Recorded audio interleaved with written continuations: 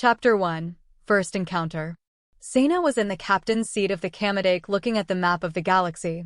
He noticed that about a third of the galaxy belonged to the Galactic Federation, but a lot of it looked like veins or tree roots, and much of their territory looked like it was like Swiss cheese with lots of holes in it. Nothing was really happening past Earth.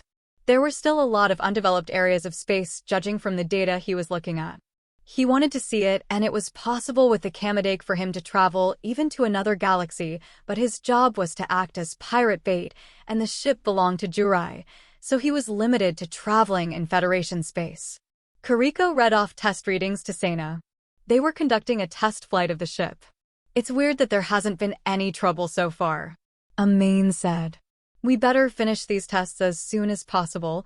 We don't want to get trapped if anything happens. I'd hate for anything to happen. This is a pretty nice ship. Oh, is it? Sena asked.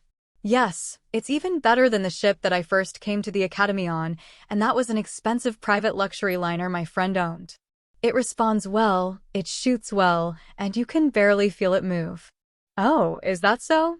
I just figured all ships were like this. Their ship was currently in hyperspace. All right, hull integrity checks are complete. Time to start the next test. The ship exited hyperspace and came out right in front of a medium-sized pirate ship. Stop your ship and don't put up any resistance. The pirate hailed them. No, we won't, but you can surrender now if you like. Hakurin said. The pirate got mad at them and fired a warning shot. They expected to overwhelm them because the Kamedake was so small and looked to be a weak target. But the Kamedake recognized the warning shot as an attack and began to open fire. Soon the space pirate hailed them again with a desperate expression. Wait. Stop it. Stop. The pirate screamed, but the Kamadeke's attack didn't stop. Amain looked at Sena. It was up to the captain's discretion whether to continue the attack or not.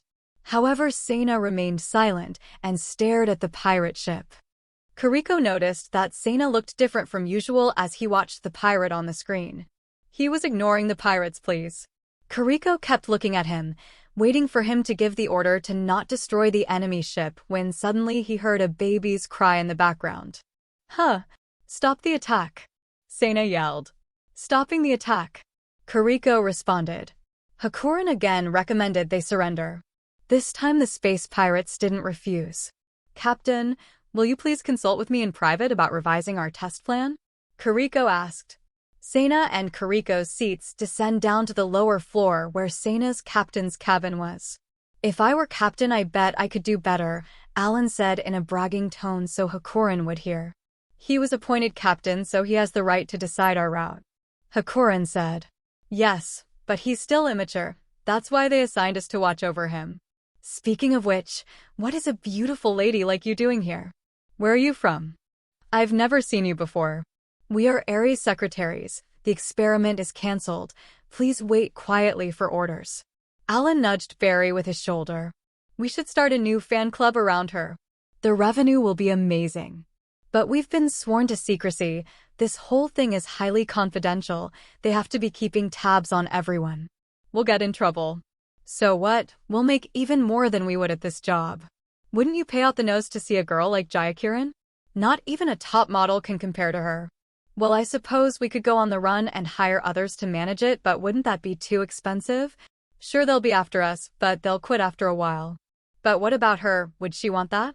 There is no woman who wouldn't like to be a star of the entertainment world. Alan's ability to make his friends completely disillusioned with his bad logic took effect. I see, as usual, Cohen and Barry said, synchronized without verifying the feasibility of Alan's opinion among themselves. Oh, is this my room? Alan went to his quarters and found the door with his name, but it also had Barry and Cohen's name. There are plenty of rooms, so why do all three of us have to share? Although the Kamedake was a small ship, up to 50 people were able to live aboard it if they alternated shifts. There were about 30 personal rooms in it. Maybe because we're on the bottom end of the hierarchy? That's it. I'm going to go talk to Sena. But the door of their room opened and out came Jayakiran and Karen. What are you talking about? Jayakiran smiled. Alan froze up. We've prepared your room for you. Please get some rest so you can get back to work as soon as possible. Karen turned to leave with Jayakiran. Alan unfroze as she began to walk away, and he quickly went to stop her. Actually, I have a question about our room. Oh, I see. Karen knew what he meant before he told her. In the other rooms, we have measuring instruments for the experiments installed, so we only have minimal living space right now, so we put you three in the same room. The Kamadic is a new model for mass production. We have to eliminate any possible problems it may have before putting it on the production line, which is why this ship was given to the captain, Jai-Kiran said while looking over Karen's shoulder. It was just like the moment when the sun was completely hidden in the shadow of the moon during a total solar eclipse. Oh, I see. If Sena can sail without problems, I guess anyone can. Alan retreated towards his room like a scared fish. Something like that. Well then, we're off to our room. Oh yeah, and remember your confidentiality agreement is indefinite, by the way. Karen smiled and said to Alan, who tried to enter his room to push Barry, and Cohen, who panicked and quickly shoved the other two into the room. Oh, darn, you could let them dream for a while longer. It was so entertaining. Jai-Kiran smiled like a demon. They got in the elevator. It's better for all of us that they concentrate on work and nothing else while they're on the ship.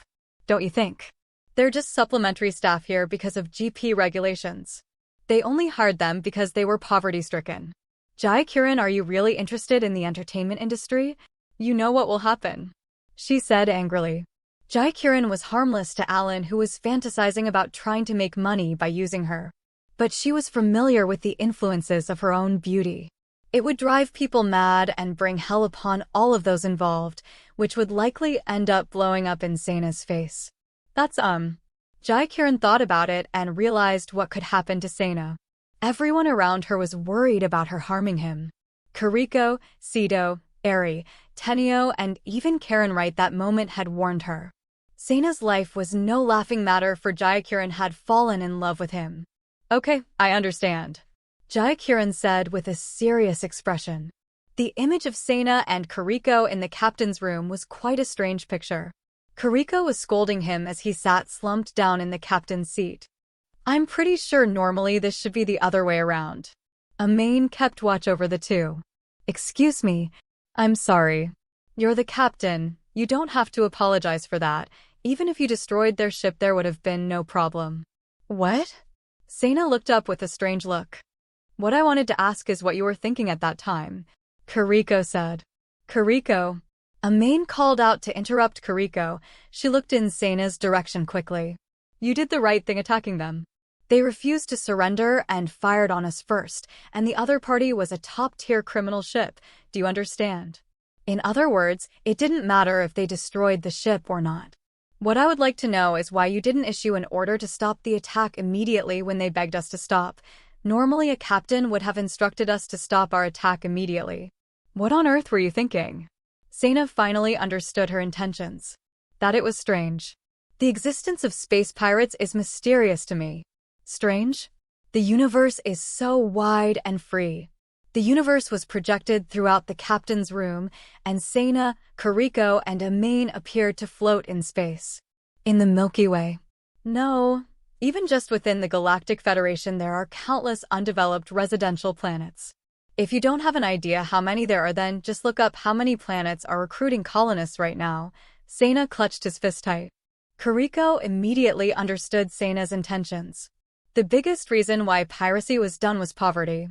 Because it's not necessary, they rob people and it's not necessary. Strictly speaking, however, those with pirate battleships were not per people.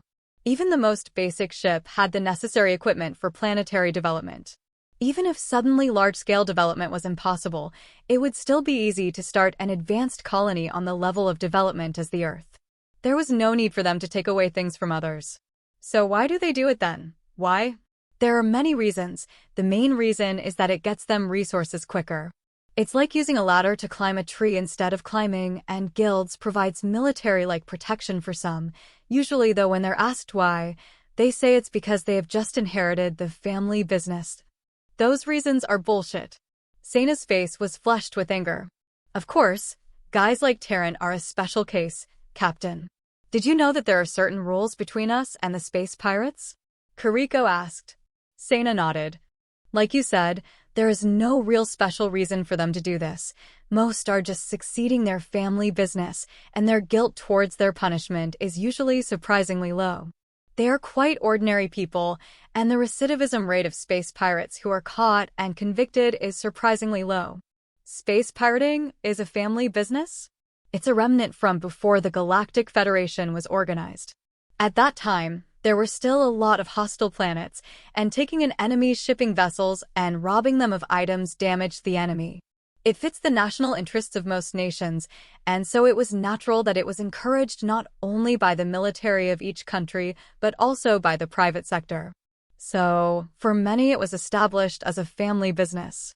However, it is certain that the strange rules we have with them are one of the reasons for the increasing number of space pirates. But if every ship carrying a package faced mortal danger every time they delivered something, it wouldn't be a viable business.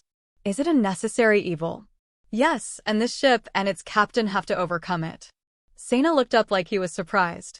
We had managed to cut a few blooms of them in the past, but now it's possible that we could fundamentally eliminate them. Thanks to the captains and the criminals who were captured by you, a large number of pirates cease to exist now.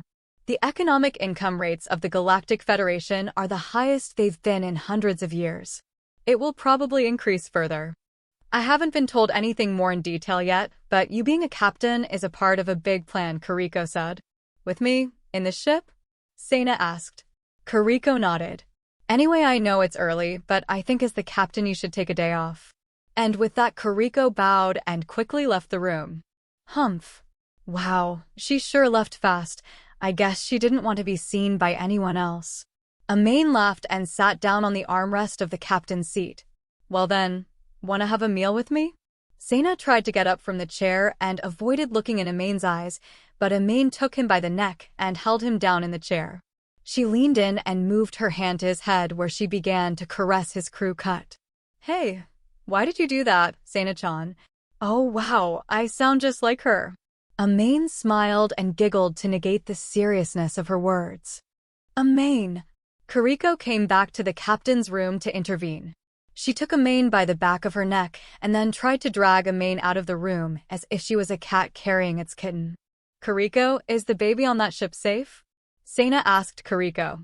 That was also why Sena gave the order to stop the attack. They don't have a baby on that ship. What?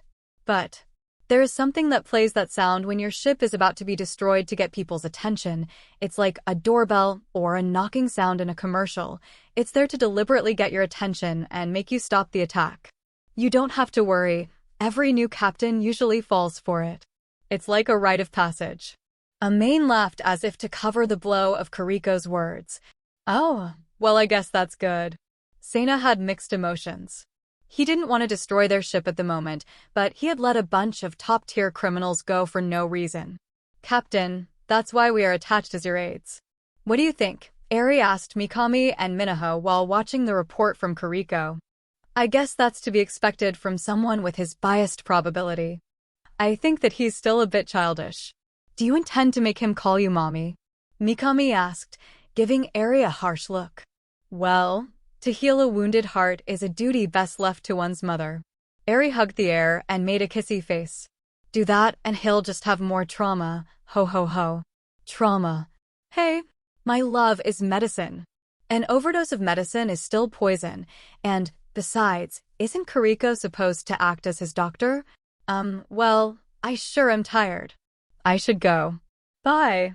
Minaho read the air between Eri and Mikami and hurried to leave. I hate it when she leaves me. Oh, it's so hard being a mom, Eri said. Minaho glared at her, then turned to Mikami. Mikami, please don't become a problem for Sena. It's the last thing he needs right now, okay? Well, unlike Eri and Sena's way of thinking, I'm not childish. I have a good handle on my emotions and actions. Mikami took her face close to Minaho's and whispered so Eri couldn't hear.